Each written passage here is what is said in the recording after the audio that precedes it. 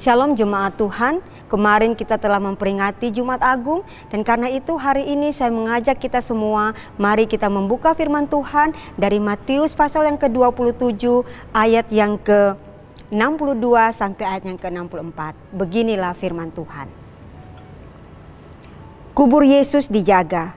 Keesokan harinya, yaitu sesudah hari persiapan, datanglah imam-imam kepala dan orang-orang Farisi bersama-sama menghadap Pilatus. Dan mereka berkata, "Tuan, kami ingat bahwa si penyesat itu sewaktu hidupnya berkata, 'Sesudah 3 hari aku akan bangkit.'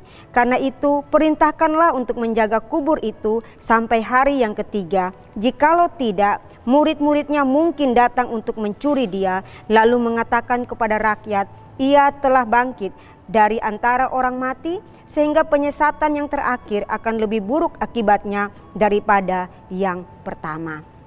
Belajar dari mereka. Saudara yang terkasih oleh Tuhan Yesus Kristus, dalam pembacaan kita pada pagi hari ini, kita melihat tentang orang-orang Farisi, tentang tua-tua agama ini yang merupakan musuh Yesus. Dan ada 2 pelajaran yang kita bisa pelajari dari mereka. Yang pertama, merekalah yang mengingat ajaran Yesus tentang kebangkitannya setelah 3 hari. Dalam perjalanan sebelum memasuki Yerusalem, 4 kali Yesus mengajarkan kepada murid-muridnya tentang penderitaan yang akan dialaminya, tentang kematiannya, dan juga tentang kebangkitannya. Kita bisa melihat itu di dalam Matius pasal yang ke-16, Matius pasal yang ke-17, Matius pasal yang ke-20, dan Matius pasal yang ke-26. Tetapi justru yang mengingat bahwa Yesus akan bangkit pada hari yang ketiga adalah musuh-musuhnya, orang-orang yang menyebabkan dia tersalib. Apa pelajarannya bagi kita? Kalau musuh Yesus saja mengingat ajaran Yesus, maka sudahlah sepatutnya kita para pengikut Yesus ini bukan saja mengingat ajaran Yesus, tetapi mempraktekkan ajaran Yesus itu di dalam kehidupan kita hari lepas hari. Jangan mengatakan saya mengikut Yesus kalau kita tidak mempraktekkan ajarannya, tetapi kita hanya mengingat ajaran-ajaran itu. Karena sesungguhnya musuhnya pun mengingat ajarannya. Yang kedua yang bisa kita pelajari dari mereka adalah tindakan mereka untuk meminta kubur Yesus dijaga menjadi senjata makan tuan saat Yesus benar-benar bangkit. Ketika mereka meminta bahwa kubur Yesus dijaga, mereka sebenarnya tidak mengharapkan bahwa Yesus benar-benar bangkit. Dan jika kubur Yesus tidak dijaga, maka itu bisa menjadi senjata bagi mereka bahwa benar murid-murid Yesus mencuri mayat Yesus ketika Yesus bangkit.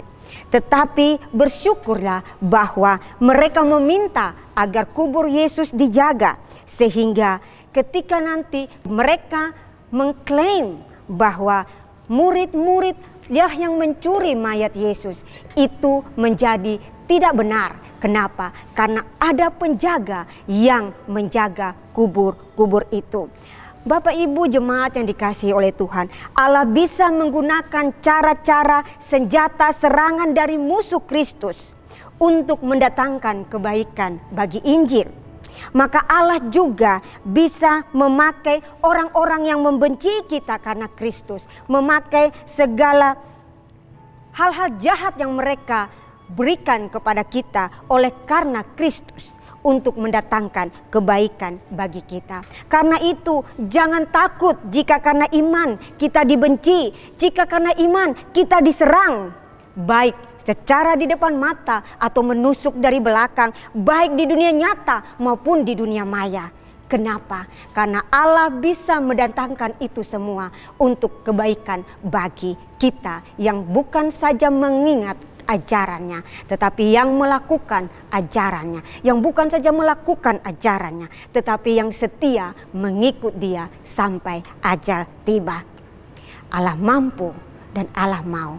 Karena itu mari dalam momen-momen Paskah ini kita memperbaharui komitmen kita, sehingga kita belajar dari mereka bukan hanya sekedar mengingat ajaran Kristus, tetapi juga mempraktekannya dalam kehidupan kita.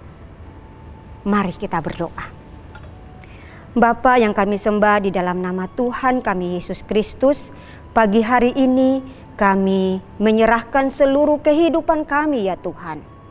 Kami rindu bahwa dalam kehidupan kami bukan sekedar mengingat ajaran-Mu, tetapi terlebih dari itu Tuhan, kami boleh mempraktekkan itu di dalam kehidupan kami, di dalam interaksi kami dengan sesama, baik di dunia nyata kami maupun di dunia maya kami, sehingga segala yang kami lakukan ya Tuhan, boleh menyenangkan hati-Mu.